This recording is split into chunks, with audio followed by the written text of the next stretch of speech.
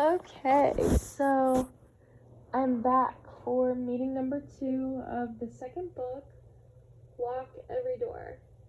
So, to start with a little overview, recap actually, just all these suspicious things are happening at the apartment Jules is working at. She's meeting all these new residents, and she's kind of suspicious of a lot of them, or not even necessarily suspicious, but just kind of judgy, like noticing some things that are off about all these people. She doesn't necessarily think they have anything to do with, because nothing bad has happened in the present point of view of this book yet. So there's nothing to really think they could be suspicious of, or that they're hiding anything. But she just kind of like doesn't like some of the people. So yeah, so this section kind of starts with Andrew, who is Jules' ex, texts her, and she just ignores it. And that comes back into play in a second, but that's just kind of how that starts. And then Charlie, the doorman, isn't there today due to a family emergency, and she's going out to go to Central Park for lunch with Ingrid, which is where they usually meet, and Ingrid does not show up. So then Jules runs into Leslie, who was the one who introduced her to everything at the hotel, and Leslie says Ingrid suddenly left and no longer lives there, and Jules kind of connects this sudden departure to when she found out her sister was missing. It was just very unexpected and random. She even had plans with Ingrid for that day, and suddenly Ingrid is just gone. So my thoughts are Ingrid has been warped into something mysterious. I think she either died or like figured out something was wrong and ran away. But I feel like she would have told Jules if she figured out something was wrong. So I think she died, to be honest. I don't know. And I think Leslie is covering it up for her because she's saying she just left suddenly and no longer lives there, which is weird because, Ingrid and Jules were friends and growing close, and she wouldn't just drop out like that. So I think Leslie is covering something up with Ingrid's leaving / disappearance. So yeah, Jules then tries calling Ingrid on her own and searching for her on social media, and she's able to find her name, and she can't get a hold of her, so she messages this guy Zeke, which is someone who Ingrid knows, and she sees that Ingrid also previously posted a photo with Greta, and Jules then goes straight to Greta to talk to her about the situation, what happened. She's just really digging, trying to figure out what is happening. So Greta's saying she doesn't know anything about Ingrid and didn't hear anything last night. And they also talk about Heart of a Dreamer and Bartholomew's like crazy, mysterious past and stuff. So she's not necessarily connecting with Greta here, but they're definitely both on the same page. I think they both think that Bartholomew is suspicious and that this incident is weird. Although Greta does say she didn't hear a scream, which I feel like she could be lying about, but she could just be further from Ingrid and actually didn't hear a scream. So I guess we don't really know. But yeah, she wrote that book on everything that happened, like crazy in the past, so I don't really think she would be a part of anything. And as I said, she like came off cold and mean, and I think that was kind of just like a trick the author was playing on us to think that there was something suspicious going on with her, but I don't really think that there is. So Jules then sees Dylan, who says the same stuff. He didn't know Ingrid and didn't hear any of the noises. So then she goes to some other people. She goes to Nick and ends up asking him to go out to eat so she can like talk to him. And they go to his apartment instead, and he reveals that his and Greta's grandparents were friends, and they're both legacy tenants, which means that, you know, they like owned rooms in the apartment like originally. They were some of the first people to live there, which that kind of got me thinking about Greta and how she could be warped into some of this crazy historic stuff happening. She either is just very hyper aware of it and writes about it and just finds it interesting, or, you know, that made me think she could possibly be a part of it because she's in a bloodline of people who were originally there. And why else would she stay in this crazy haunted place if she wasn't just like oddly interested, if she weren't like somehow a part of it or connected? I don't know. Maybe one of her old relatives like died there and she's seeking revenge or something. I don't really know. Just my wild thoughts go in there. But I actually like Greta. I'm hoping that she doesn't end up being evil because I like her. I don't know. And I think the way that Riley Sager wrote her character is very interesting because there's lots of like not pros and cons, but like reasons as to why she could be a bad guy and why she couldn't. And I think it just really gets you thinking. And I'm glad that in my first meeting I said I hope there are more elements of mystery come into play, because it just seems kind of like, oh, weird things would be happening at the hotel, and you know, just, oh, the hotel is evil, bad things are happening, Jules has to leave. But I like this new element of these characters seeming suspicious and stuff like that. I think that's interesting. And her character, like Greta, can also be related to a lot of the people I met. Like, a lot of times I meet people and they come off just very cold and mean, but once you get to know them, they're actually very understanding and nice and caring, and, you know, maybe just didn't, like, come off the right way. You know, just, like, don't judge a book by its cover. But yeah, and I mean, some people, even if she, like, is cold and mean, she could just be acting that way for certain reasons. Like, they might dive into that. Some people I know just, like, come off all mean and stuff like that because they're just trying to protect themselves because they're insecure and afraid of getting hurt and stuff like that. So that could just be how Greta is. But yeah, I don't know. So Jules then does some research and finds out that the room 12A that she's sitting was originally the servants' quarters, and it originally had like poor ventilation, and many servants died there during a flu outbreak.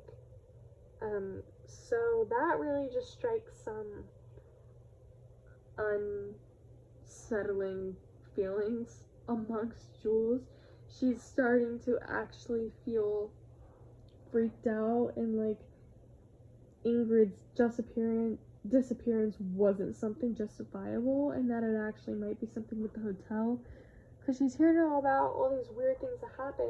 I mean, specifically creeps her out that this stuff was in her room. And although the research says that it had poor ventilation and there was a flu outbreak, you know, she's kind of not buying it. And she's seeing these patterns of just like random bad things causing deaths. And she's thinking, okay, maybe there's something more to this than what the research and everyone here is leading on. So yeah, she also finds out that the building designer was a doctor and killed himself in guilt by jumping off the roof. And she finds all these other stories of murders and haunted stairwells and whatever. And there was like a gruesome murder of a servant, Ruby Smith, for which her employer, Cornelia Swanson, was charged for. So she's hearing all these crazy things, and it's really just making her think. And I'm still thinking this is a haunting, but I think some of the residents might be aware of this and have things to hide, but I don't know if any of the characters are actively causing things. I'm not sure. But yeah, so Jules finally thinks to check the dumbwaiter, which is like an elevator type thing for transferring like notes and supplies. I had to look that one up for my packet actually, because I didn't know what a dumbwaiter was. But yeah, she finds a key to this storage unit and a note telling her to be careful in the basement. And she passes by Jeanette, this building employee, who's smoking, and as she's doing this, her ex calls her back as she gets to the storage unit. And also as she's going there, this other employee, Zeke, tells her that the last time he saw Ingrid, she wanted to buy a gun, which is what Jules ends up finding when she goes into the storage unit. So that's kind of creepy. She found like the last item that Ingrid was going to get. So I'm thinking Ingrid went to go get this because she was trying to protect herself from something. So I'm thinking Ingrid did end up figuring something out about the hotel or about a person there and was suspicious of them. And she's going to get this gun for protection, and then, you know, she just coincidentally ends up disappearing. So that's along the lines of what I'm thinking. But, you know, I'm this far into the book and nothing is really unraveled yet, so this author is doing a very good job at keeping it just, like, you have no idea what's going on. It's honestly kind of frustrating, because I like it when they're not predictable, but just, like, I have a sense of what is happening, at least. I don't know. And especially splitting this up, like, into pieces as I'm reading this, like, makes it even more confusing, because I'm not just straight reading it where I, like, figure everything out quickly. I'm, like, sitting after my reading selections and just thinking and trying to unravel, like, what just happened and what I just read, whatever. So, yeah, but I mean, not that I don't like this writing style. I think it is interesting, and it's not like much else I've read. I feel like it's gonna take a while, like maybe even till the end, for everything to kind of unfold and for the readers to figure it out. So, yeah, so this next part, Jules wakes up to Nick pounding on the door, and there's smoke everywhere. He, like, drags her out, and they go to check for other people, and Jules goes to Greta's and helps her down, and she grabs Rufus, this other person, and, you know, helps people out. whatever. So yeah, um, that part is like really confusing. And as I was reading this, I was just like, what? To be honest, I was like, I didn't really know why this was happening. It was kind of random. Like, even though there is a theme of just like weird things happening in this hotel, it felt kind of random and like out of the plot for there to just be like a random fire. But I mean, it must tie in somehow, so I don't know if this is Ingrid maybe trying to warn them. I'm not sure. But yeah, it then flashes to Jules in the hotel again, like in the present time, I guess, and she tells the doctor that she fled the apartment because she was scared, and she asks for her phone to call Chloe. So at that point, we know Jules was scared of something, and she left the hotel, and yeah, so something weird is just going on.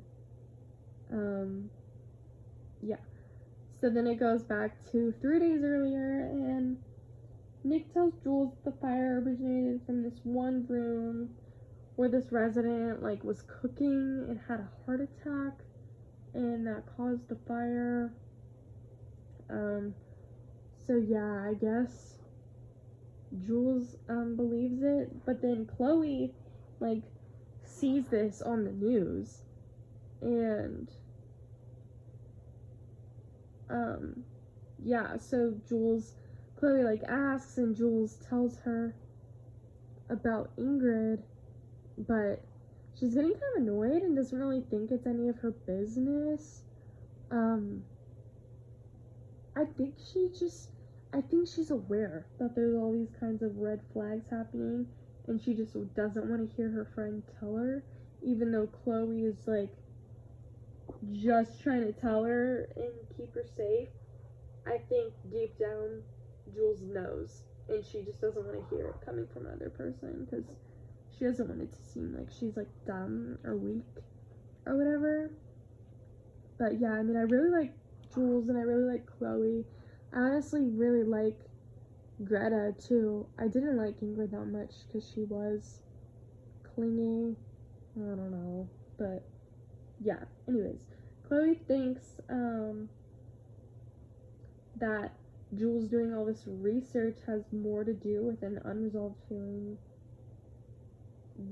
about Jess's appearance. So she thinks that Jules being all interested in this case and this mystery and wanting to look things up is really just kind of reflecting the lack of closure she has from what happened in her past, essentially.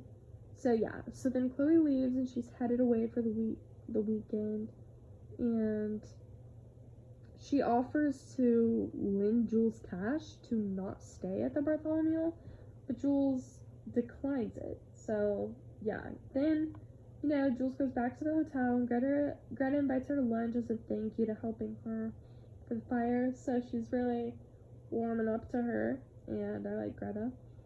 Jules tells her about losing her parents in a fire. So there's all kinds of these parallels from Jules's past, and I think that's part of the reason why she's not leaving the Bartholomew, leaving the situation, because it's keeping her like intrigued, to be honest. And even though there's a very scary, heavy events that happened to her in the past, I think, like as I said, it's just kind of like she didn't have closure from it, so she's just staying to kind of see things unravel, I feel like. But yeah, she doesn't bring up how she knows that the fire was on purpose, as her parents were unable to deal with all these medical bills from her mother's cancer. But yeah, Greta is all nice and sympathetic, and she's trying to help out with Ingrid. She's suggesting looking for her and homeless shelters are calling hospitals. So Jules does just this and, doesn't find her. So she's showing her picture around, and yeah, she's showing all these people. She showed it to this one lady, and they're saying that they'll tell her if they see anyone who looks like the picture. So yeah, that was kind of my thoughts and everything about that section. So I'll see you for the next meeting.